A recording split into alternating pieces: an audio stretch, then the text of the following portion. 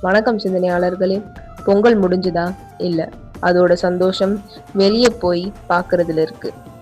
வீடு, வேலை, ஓட்டம் இதெல்லாம் கொஞ்சம் பாஸ் போட்டு கொஞ்சம் காணும் பொங்கலை கொண்டாடலாமா? ஆமாம். இன்று காணும் பொங்கல் கொண்டாடும் அனைவருக்கும் தெரியும். 4ஆம் நாளான இன்று உறவுகள், சுற்றம், நட்பு எல்லாம் ஒன்றாகும் ஒரு நாள்.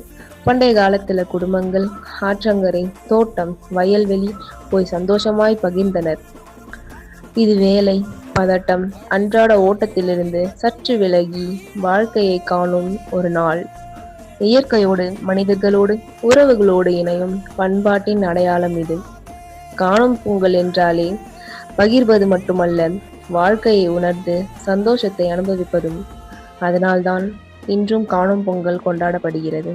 உறவு, சந்தோஷம், ஒற்றுமை இதுதான் காணும் பொங்கல். நீங்க எங்க வெளியே போனீங்கன்னு கமெண்ட்ல சொல்லுங்க.